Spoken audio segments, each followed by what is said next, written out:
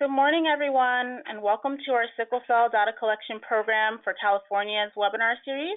My name is Niani Coker, and I'm from Tracking California's SCDC program, and I'll be today's moderator. We have a great webinar planned, and that's focused on minority blood donation. So without further ado, I'd like to introduce today's speaker, Dr. Yvette Miller.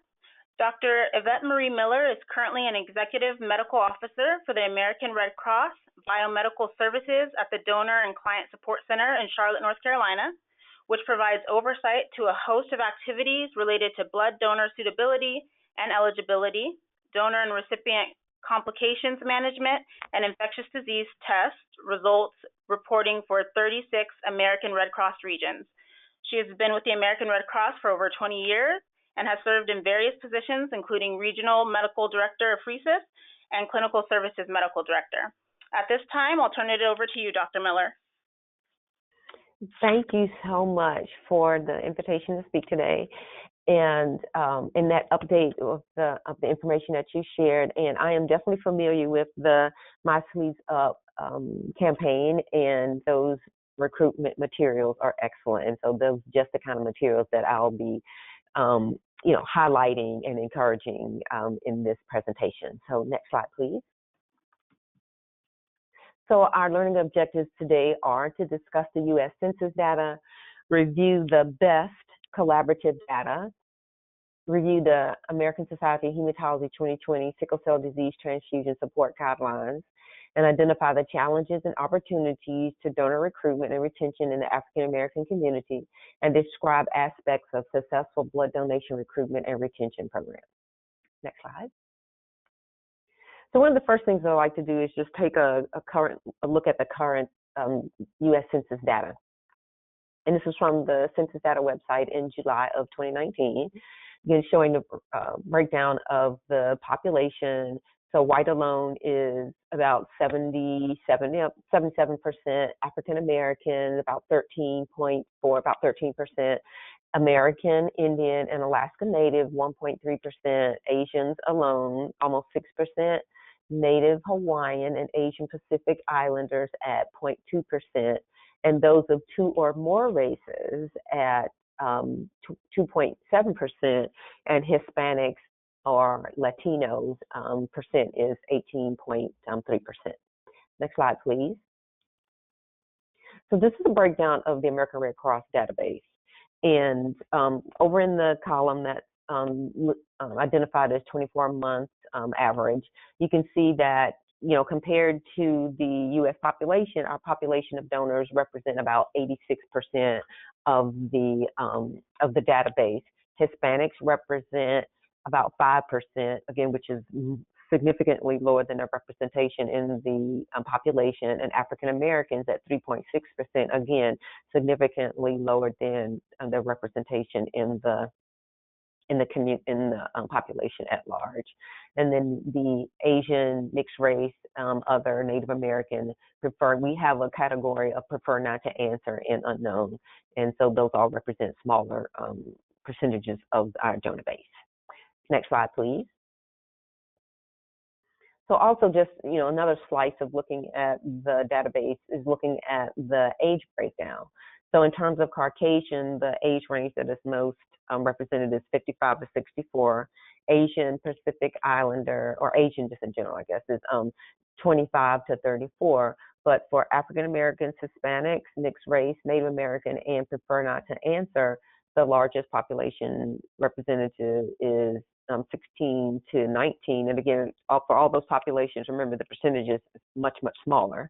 And we collect about, and most blood collection organizations collect about 20 to 25%, maybe even a little bit more, of their blood from high schools and colleges. So that's why this, in terms of this young population, is mostly represented because of high school and college students. Next slide, please. So one of the things that I'm heavy on the census data, because one of the fastest growing populations in this country over the next 30 to 40 years is going to be the Hispanic population. And this is just a great visual from, again, the Census Bureau looking at starting in 2017 through 2060, how significant that population is going to grow over that time period. Next slide, please. So one of the other things that I like to focus a little attention on is that our population is becoming more diverse.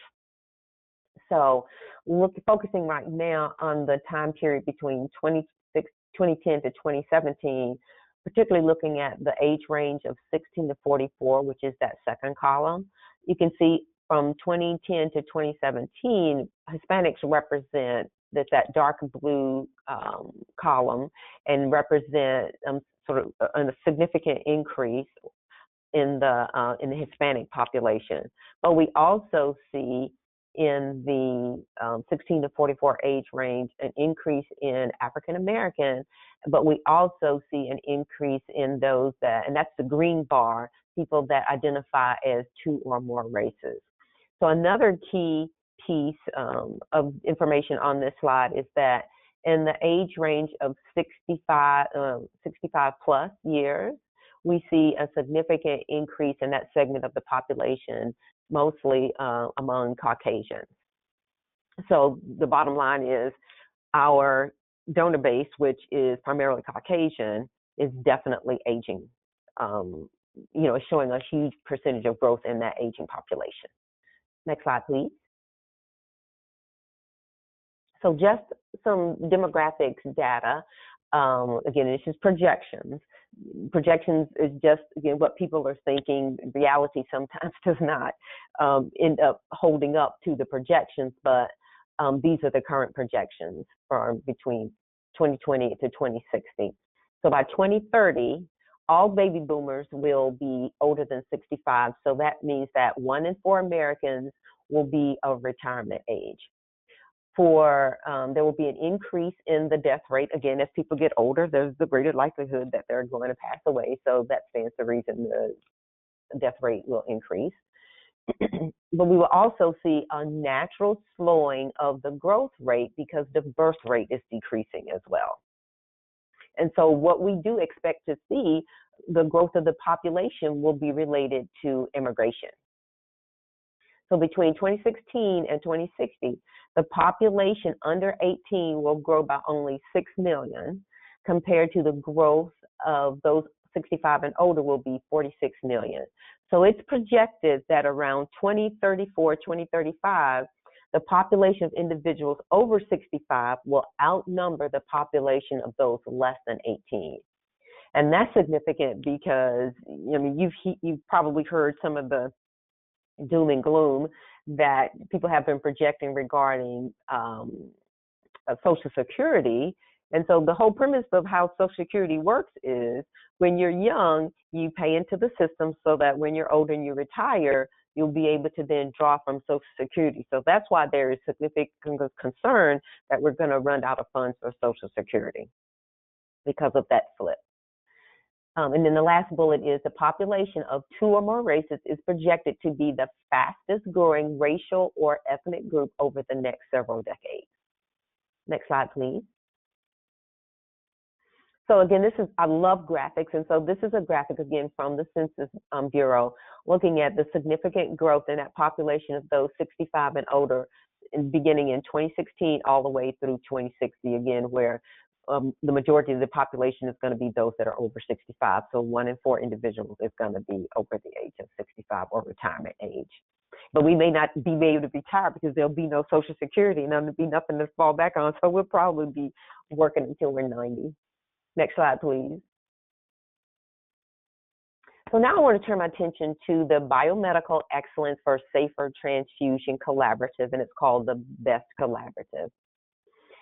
And so this was a freestanding project that involved scientists, blood collection organizations, clinicians, manufacturers, committed to improving transfusion practice through international studies. And what they looked at was donor race and ethnicity data collected from 2006 through 2015 from 8 U.S. blood centers. And there were only 8 blood centers were involved.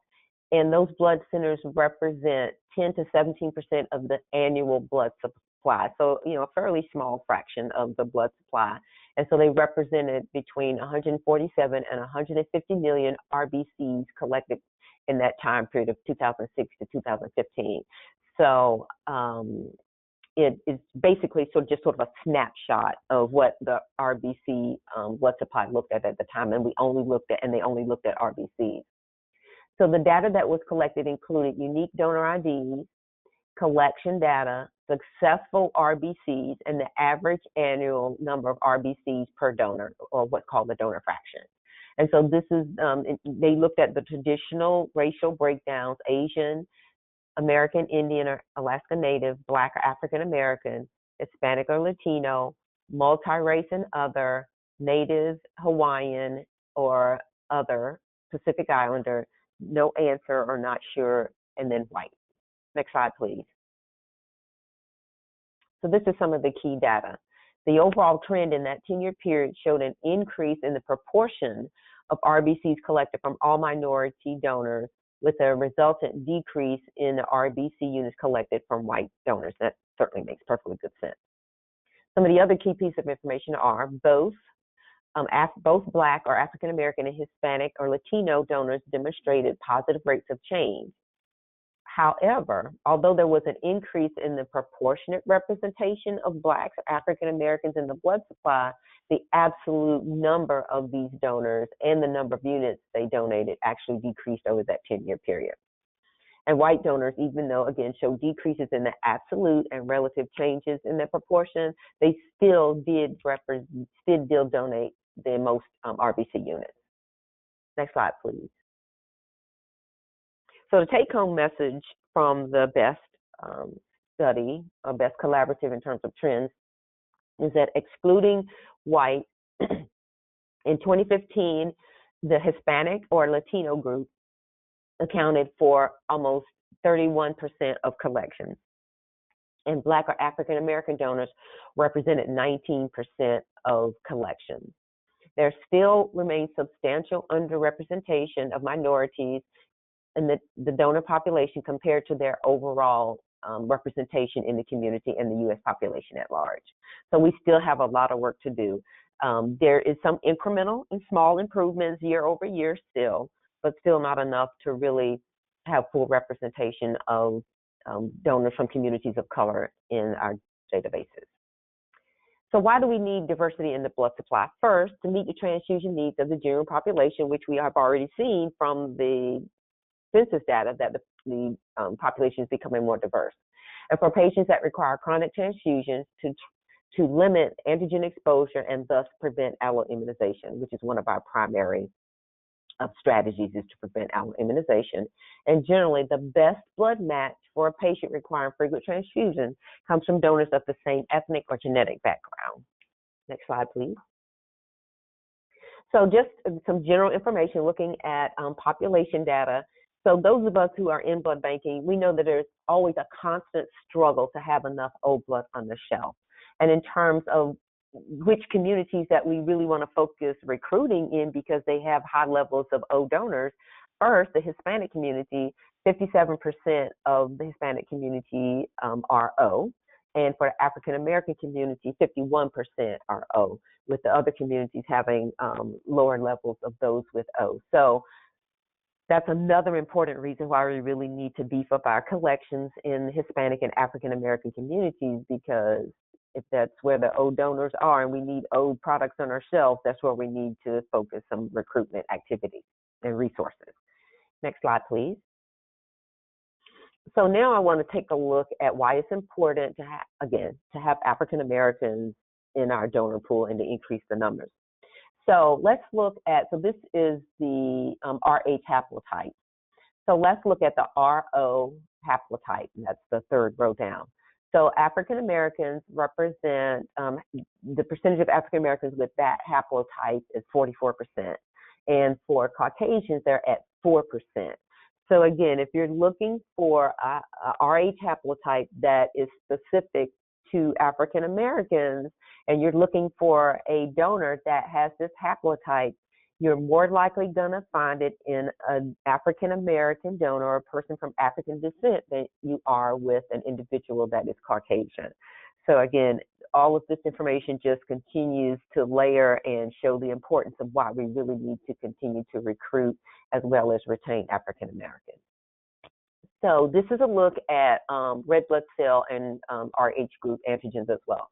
Again, so if looking at African Americans, if we're looking for the C negative Rh type, 73% of African Americans are C negative compared to 32% of Caucasians. So again, if we are looking for that Rh type, we definitely need to have the correct number, or we need to have African Americans in our donor base to be able to identify those units. And then E as well, in terms of E negative, we can definitely find those, and as well as Kel. But if we're looking for the Duffy A negative, B negative antigen type, then it's going to be very difficult to find it in the European people of European ancestry, because they're almost basically at 0%. So that's why, again, it's incredibly important to have people of African American ancestry as donors. Next slide. So now we're going to turn to the transfusion needs for those with sickle cell disease. So sickle cell disease is the most common inherited blood disease in the United States and affects about 100,000 African Americans. But what's also critically important is that sickle cell disease affects about 1 in every 16,000 Hispanic births. So the second largest population of folks, individuals affected by sickle cell disease is Hispanics. Next slide, please.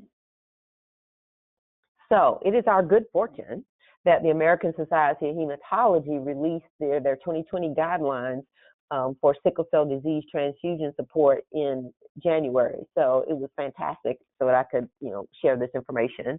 It's very current information with you regarding transfusion support of this patient population. Next slide, please. So the key messages from the ASH guidelines. So one of the first pieces of information that is so important and to keep always at the forefront of our mind in terms of red cell alloimmunization incidence, sickle cell patients have the highest rate of alloimmunization of any transfused patient population. So that's why it is incredibly important for us to really, abide by these recommendations that ASH has released. It's not going to alleviate the problem, but it will definitely work toward alleviating, be a great mitigation strategy. So the recommendation is that there be an extended red cell antigen type, primarily genotyping or molecular testing. Serology is some organizations only have access to serology, and if that's what they have, then that's what they have to work with. But certainly genotyping is the most sensitive, and that is the method of preference. But whatever you have available, there definitely needs to be extended red cell typing. So the typing should include C, E, and K, KID, Duffy, MN, and S at a minimum. All of those should be typed. And then in terms of additional typing should be performed at the time of the first outpatient visit or the first transfusion episode and just before the first transfusion. So we are not always effective at getting that phenotyping or genotyping done before that first transfusion. So again, there's a waiting period for when the person starts to make a full complement of their native cells so that we can get them genotyped. But it's always best to genotype before the first transfusion episode. Next slide, please. So even with our best efforts, alloimmunization still occurs, and these are some of the reasons why. So the Rh genetic diversity in patients with sickle cell disease is a factor, with the majority having at least one Rh allele that differs from those found in individuals of European descent.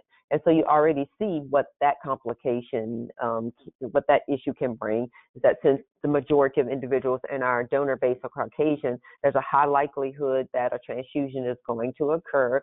between a Caucasian donor and a African American or Hispanic sickle cell patient, and so there's likely going to be some allele mismatch there.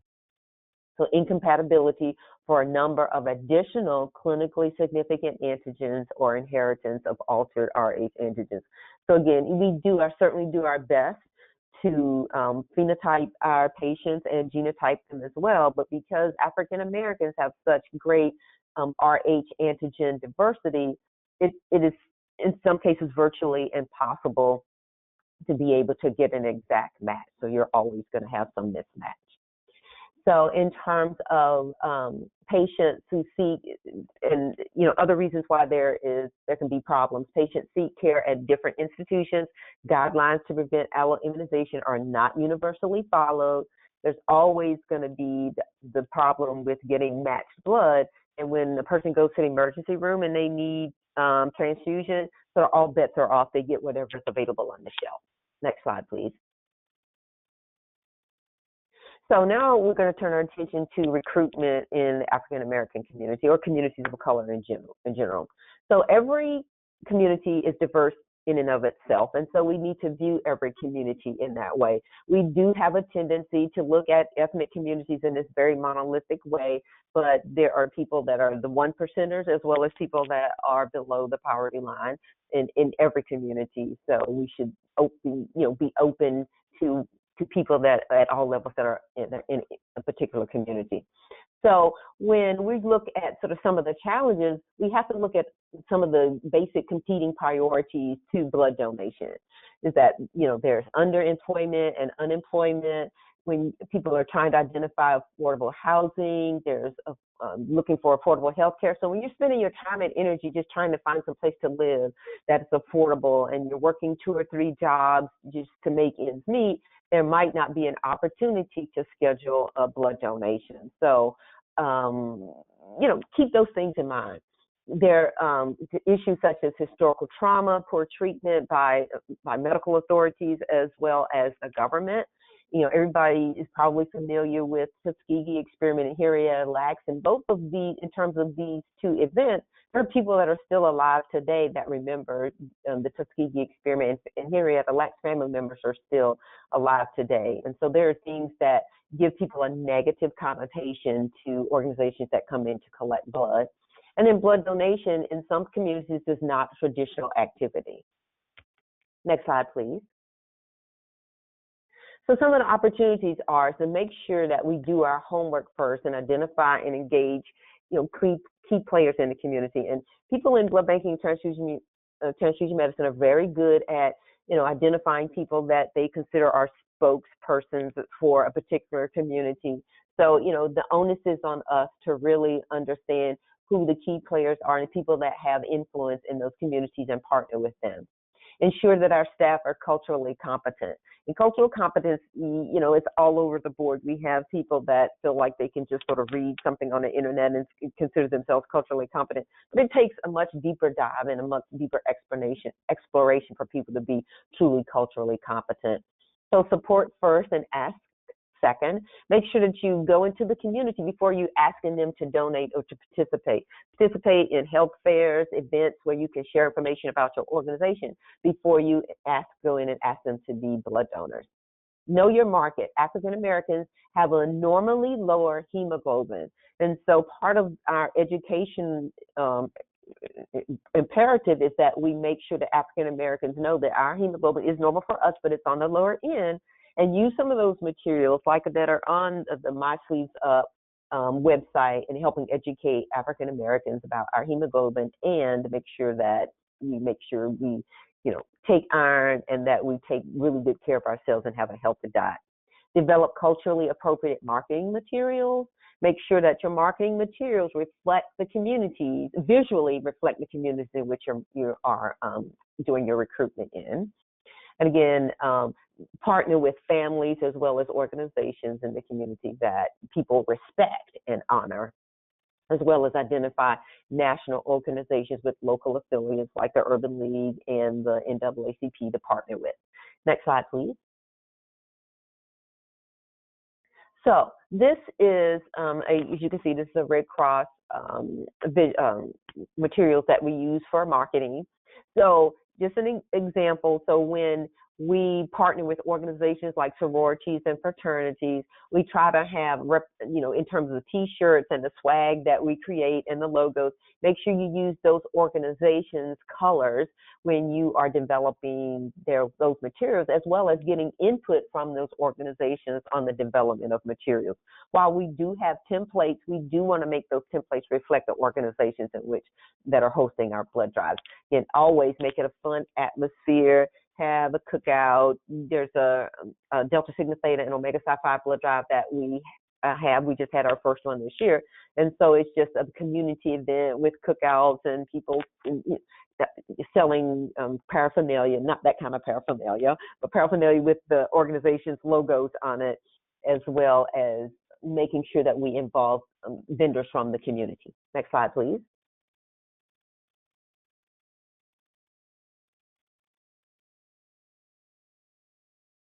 So some additional opportunities, be sensitive again to the needs of the communities. Our priorities are not their priorities, so make sure that you go in and meet them where they are. Ask how we can help and support the community and stay involved while not doing a blood drive. Every blood drive that we have, we need to do a SWOT analysis, again, looking at the threats, the opportunities and threats of what occurred in that drive, so that we're always thinking about continuous process improvement. And to recruit and retain donors, resources have to be devoted to it in terms of DRD reps and making sure that we have the materials devoted to being able to recruit into that in that community. Next slide, please.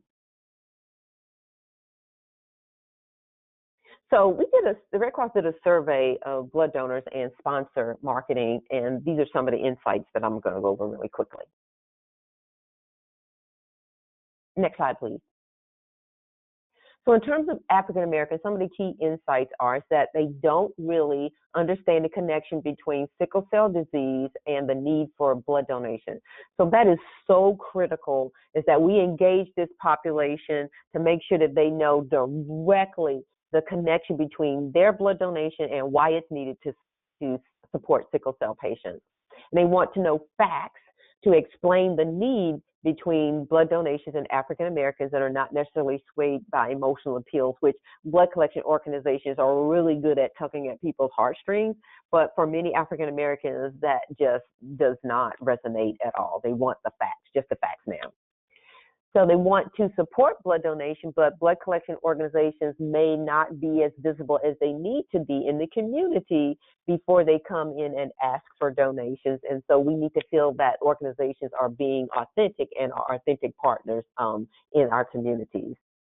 And some individuals hesitate to become donors. And again, I already mentioned some of those competing priorities. And although there may be the desire to be a regular donor, but there's the constant phone calls. There's, I want to schedule the blood donation at my convenience, not, constantly being sent emails and being recruited. So sometimes people are hesitant to donate because of the sort of the feeling of that they're being harassed and being able to get them to come in and donate. Next slide, please.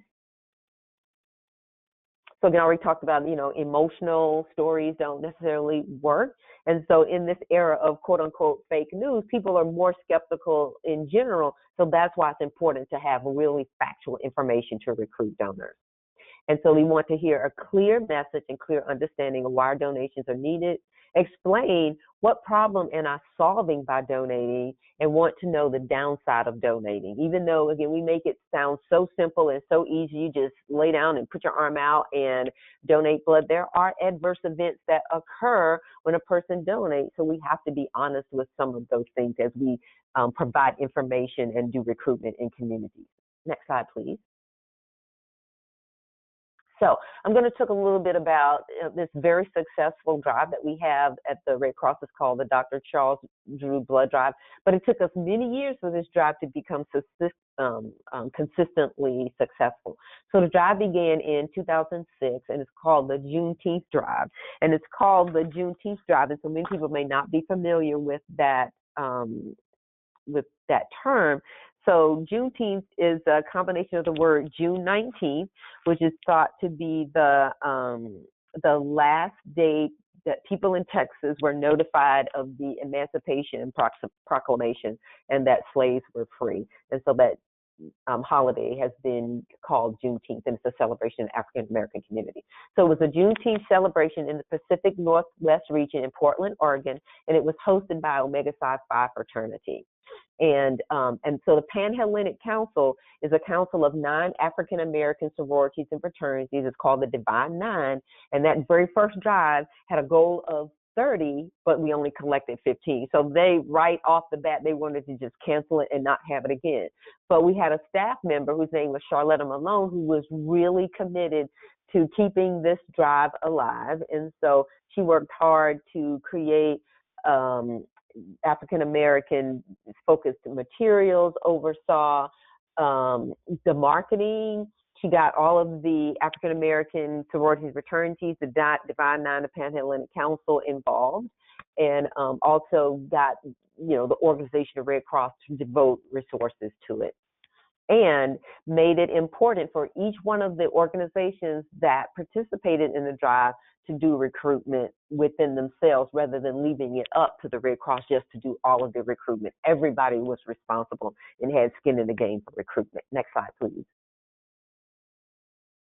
So in 2009, the drive became the Dr. Charles Drew Memorial Drive and hosted by the Omega. So Dr. Charles Drew was a member of Omega Psi Phi fraternity. Dr. Drew was also the first medical director for the American Red Cross. And June is also the month in which he was born. So June, and then was also, of course, Juneteenth. So all of those things were important and resonated. So people really did want to support this drive. So the drive now has 18 long-term sponsors, and they're getting more every year. And it's strongly supported by the Red Cross, by the organization, as well as by the external organizations that we partner with.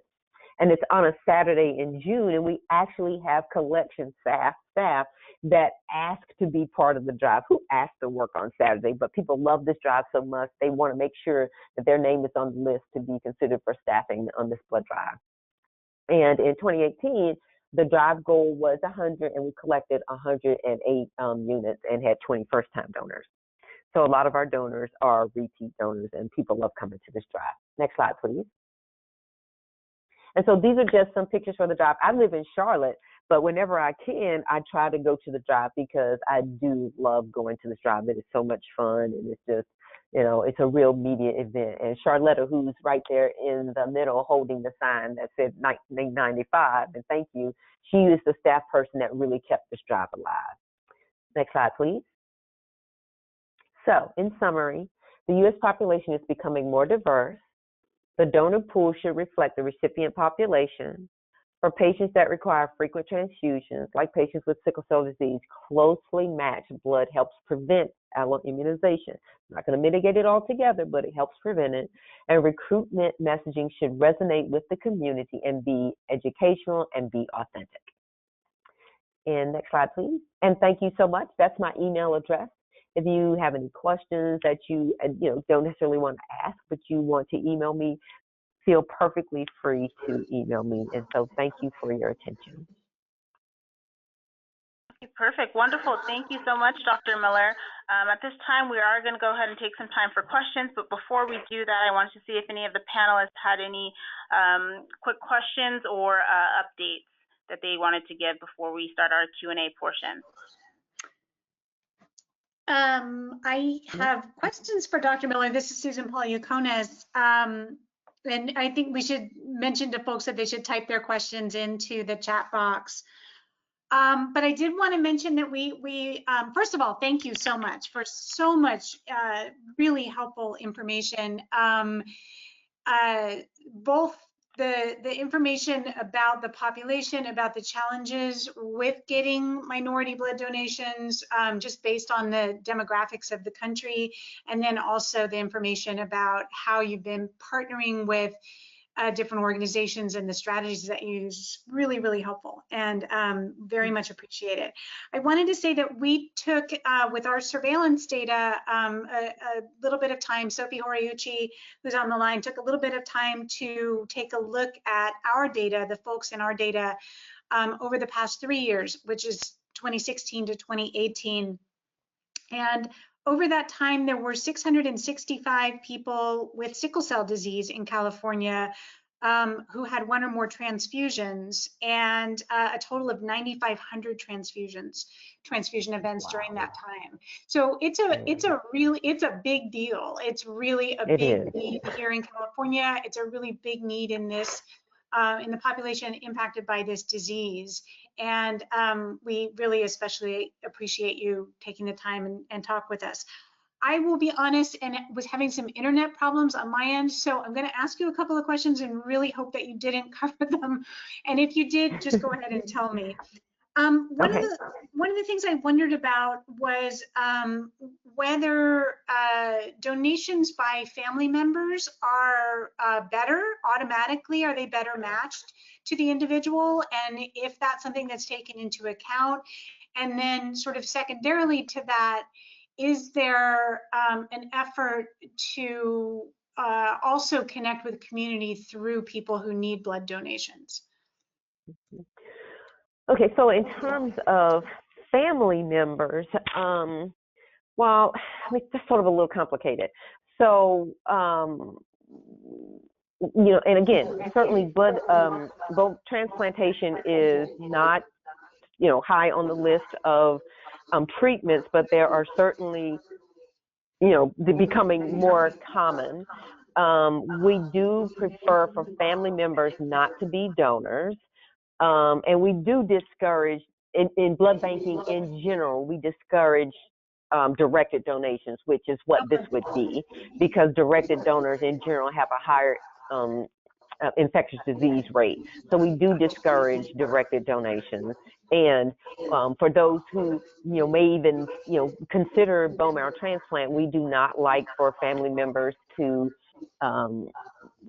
be donors, because blood donors, because they might end up being a bone marrow donor, and then you've already been exposed to that person's tissue. So there, you know, are some caveats to having family members donate.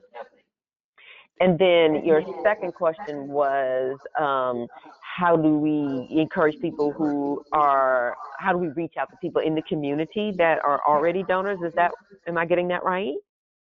First, thank you. I did not know that. So it was really helpful to hear that information. My question is really, I mean, certainly there's already an enormous burden on people living with sickle cell disease, and I don't mean to imply that they should be out recruiting donors, but I do wonder if there's a way for folks living with the disease to just sort of broadcast the information that the community as a whole could use the support of their friends and their family, maybe not that person directly. I was just wondering if that's an approach that's been taken. Oh, absolutely. That is an approach we use early and often, as it said, because we do know that, you know, it does resonate with people to be able to connect themselves to someone. And so when you see someone who looks like you, or you might even know from your community, you feel more compelled to reach out and support that person. So we absolutely do videos. This, the Red Cross visual that I showed, that's actually one of our recipients. And so we do routinely engage recipients to be part of our recruitment and marketing materials, as well as to do videos and to help us do outreach. So we regularly use patients to do that, yes. Okay, thanks. Niani, are there questions that have come in? I can't see the chat box. Yes, there are a couple of questions, and then thank you for reminding me, Susan. Just another quick reminder, if you do have questions, please be sure to type your questions into the question box in your control panel. So the first question that came in was, will the slides be shared? And yes, they will be shared with everyone who has registered for this webinar, whether or not they were able to attend. The second question is, can folks with sickle cell trait donate? Yes, individuals with sickle cell trait can donate. They absolutely can. Okay, wonderful. The next question. Okay, so let me just explain though. So they can donate. However, one of the requests that we routinely get when a hospital is requesting a blood product for a sickle cell patient, they request that the unit be sickle trait negative. So people with sickle cell trait can donate to the general population, but it's generally not. Our hospitals request that the recipient be sickle trait negative. And again, even though in general, people with sickle trait don't have any problems in terms of sickling, everybody's body is a little bit different. And so some of the cells from an individual with sickle trait might, depending on the physiology of the recipient, might have some problems or some issues in terms of sickling. So hospitals do request that those units be sickle trait negative. Okay, perfect. Thank you. Next question is, what is your recommendation concerning genotyping people with sickle cell disease for partial C and common D and C hybrids to conserve C negative units? Yeah. It's, genotyping, for me, I always encourage genotyping. If genotyping is available, and it can be very expensive, is to do, the complete genotyping. And even though, as, in the presentation that we do our best to do complete genotyping, there is just not always the ability to get a full genotype testing because of the variability of the RH genotype. So we do the best that we can. We definitely want RH typing to be as completely as possible, including RH and C and E. So absolutely do as complete and as thorough and as sensitive genotyping as possible. Yes, that is encouraged. Wonderful. A couple more questions came in. So the next one is going to be, what is the additional cost of the part of blood banking in adding typing for, it looks like KEL, KID, DEFM, and M and S? So in general, those units that are genotyped, they definitely, because of the additional costs, every organization determines what those additional costs are. But those units that are genotyped, they definitely come at a premium and definitely cost more, without a question. I can say that it's higher. I can't necessarily give that ballpark figure, but definitely those units that are genotyped, that are considered, sometimes we have to look for those units in the rare donor pool or through the rare donor registry. So those units definitely come at a premium. Perfect. Next question is, again, another one of making this webinar available ASAP, which we will. You get that later today. And then another question was, can diabetics donate? Yes, diabetics can donate.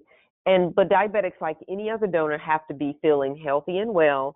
We do not do any measuring of the glucose, of course, but the donor has to be healthy and well.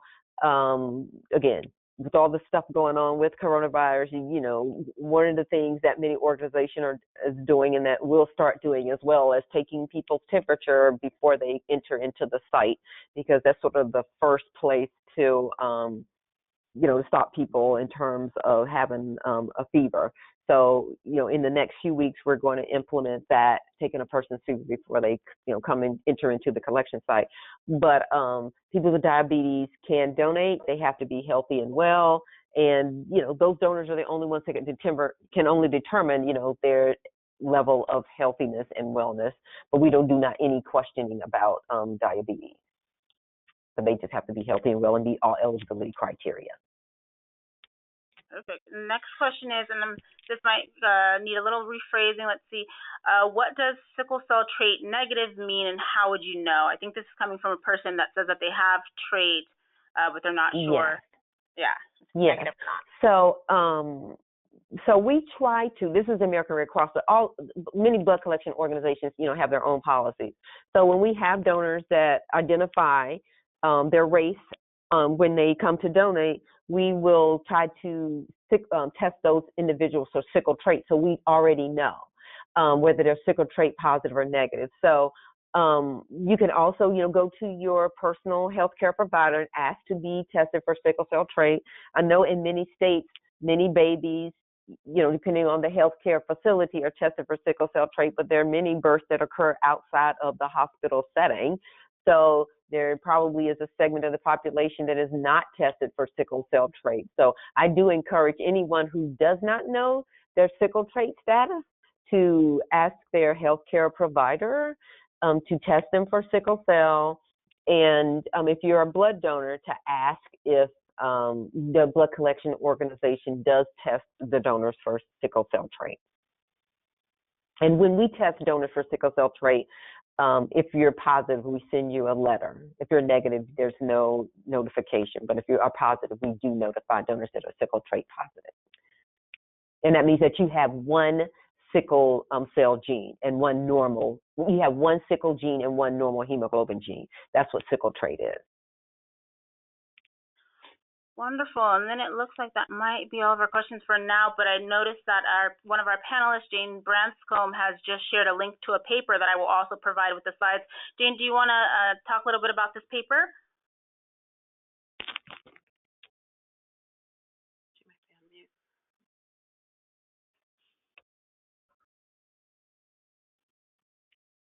Let's see. She might be on mute. Give me just a moment. Yeah, she's probably talking.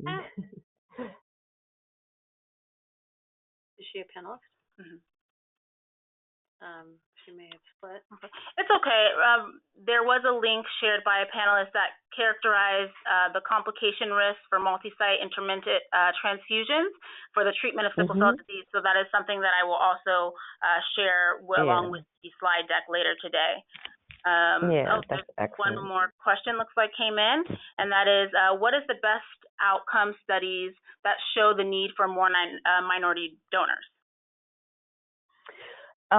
So the major outcome study is that even though over that period of time from 2006 to 2015, they did show an increase in the number of African Americans that donated, there was a decrease in the number of basically usable donations. So a person may have come to donate, and for whatever reason the product was discarded, or the actual numbers of donations decreased. Even though the number of African Americans and Hispanics increased, the number of donations collected from them decreased for any number of different reasons. Presented, there were deferrals or some other product related issue where that unit did not make it to the shelf. Okay, wonderful. Let me just check and make sure that no further questions came in. And it looks like that's it for now. Do any of our panelists have any final thoughts or questions? So this is Yvette. So for me, again, I just want to thank you for the opportunity to share this information. Again, if you have any questions, please email me. And and recruiting in ethnic communities can be a struggle, but it can also be very encouraging, and when you just keep at it. And so if you have a blood drive that you don't have the best outcome for at any given time, don't give up on it. Just keep doing, the SWOT analysis, looking at opportunities, threats, and any ways that you can do it better the next time. And just be, progressively thoughtful about keeping those drives available, and helping find community members to help you do recruitment. It is difficult for your collection organization to have to do all of the recruitment, but when you partner with other groups, again, like the sororities, fraternities, or social groups like the Links, which is an African American social group, they can help you tremendously with doing recruitment and getting the message out, because the message is not only do we want donors to donate, we want them to come back and donate again. And so you have to make sure that your service during the blood drive is on point, because if you give poor customer service during that collection, or during that blood drive, people may not feel comfortable coming back again. So that's why you have to always, after those blood drives, just look at every aspect of that blood drive so that you can be devoted to continuous process improvement. And that's it for me, so thank you. Wonderful. Thank you so much, Dr. Miller, for being with us, as well as to all of our panelists. It looks like that is all the questions that we have at this time. Susan, did you have any follow-up or wrap-up? Just great appreciation for your time and your words today. Thank you so much, and thanks for all the amazing work that you're doing. Okay, wonderful. Thank you everyone who participated. It was a pleasure being with you all today, and the slide deck will be sent out later to you today. Thank you all for your time. Have a wonderful rest of the day.